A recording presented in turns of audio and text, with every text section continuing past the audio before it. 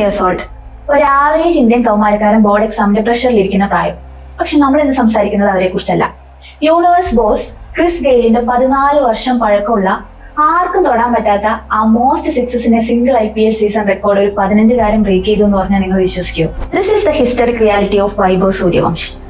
59 സിക്സറുകളുടെ ചരിത്രം പഴങ്കഥയാക്കി ഒറ്റ സീസണിൽ 65 സിക്സറുകൾ പറത്തിയ ഒരു പുതിയ സിക്സ് മെഷീൻ. ഒന്ന് ചിന്തിച്ചു നോക്കൂ, 15 വയസ്സിൽ നമ്മളൊക്കെ എന്ത് ചെയ്യായിരുന്നു? വൈഭവിന്റെ കഥ തുടങ്ങുന്നത് ബീഹാറിലെ സമസ്തിപൂരിൽ നിന്നാണ്. പ്രളയത്തിന്റെ കഥകൾ മാത്രം കേട്ടിരുന്ന മണ്ണ്. Not fast bowlers or power hitters. നമ്മൾ വിചാരിക്കും ഇന്ത്യയിൽ വലിയ ക്രിക്കറ്റ് ടാലന്റുകൾക്ക് ജനിക്കുന്നത് ലക്ഷറി അക്കാദമികളിൽ മാത്രമാണെന്നൊക്കെ. പക്ഷെ തെറ്റി.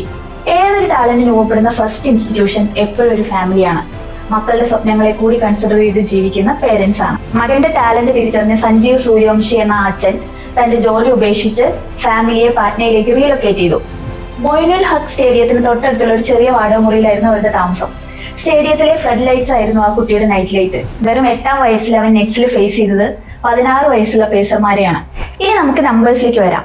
Latest IPL 2026 eliminator.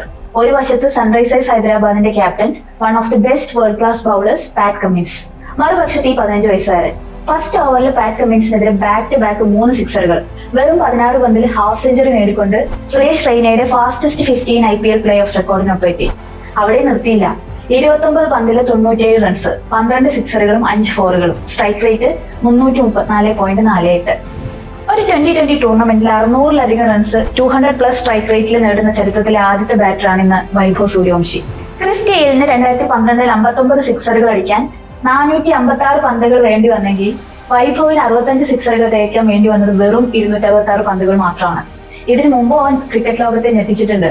ഇംഗ്ലണ്ടിനെതിരെയുള്ള അണ്ടർ-19 ലോകകപ്പ് ഫൈനലിൽ വെറും 80 പന്തിൽ 175 റൺസ്. അതുകൊണ്ട് തന്നെയാണ് ക്രിക്കറ്റ് ലോകം ഇന്ന് വൈഭവിനെ ലെജൻഡറി ബ്രയൻ ലാറിയുടെ ആ world class high back lift ടെക്നിക്കിനോട് താരതമ്യം ചെയ്യുന്നത്. പക്ഷെ നമ്മുടെ നാട്ടിൽ ഒരു അലിഖിത നിയമമുണ്ട്.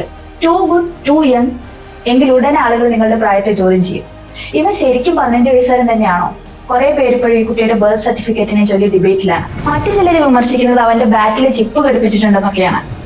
പക്ഷേ സഹതാരം ധ്രുവ് ജുറേൽ പറഞ്ഞതുപോലെ വൈഭവ് ബൗളറുടെ പ്രശസ്തി നോക്കാറില്ല. He only watches the ball. That is his Mantra. He doesn't give A down about any bowler. അവന് യാതൊരുവിധ ഷാഡോ ഓഫ് ഡൗട്ടും ഇല്ല. അവന്റെ ബാറ്റിൽ നിന്ന് വരുന്ന ഓരോ സിക്സറും ആ വിമർശകർക്കുള്ള കൃത്യമായ മറുപടിയാണ്. This is the story. പക്ഷേ ഈ സ്റ്റോറിയുടെ ക്ലൈമാക്സ് ഇനിയും എഴുതാനിരിക്കുന്നതേ ഉള്ളൂ. ഇനിയും കടുത്ത ഷോർട്ട് ബോളുകൾ വരും, ഫോം ലോസ് വരും, പ്രഷർ വരും. പക്ഷെ ഒരു ചോദ്യം ബാക്കിയുണ്ട്. ബീഹാറിലെ പ്രളയമണ്ണിൽ നിന്ന് തുടങ്ങിയ ഈ അവിശ്വസനീയമായ യാത്ര എന്നെങ്കിലും ഒരു ഇന്ത്യൻ ജേഴ്സിയിൽ ഒരു വേൾഡ് കപ്പ് ഫൈനലിൽ എത്തി നിൽക്കുമോ?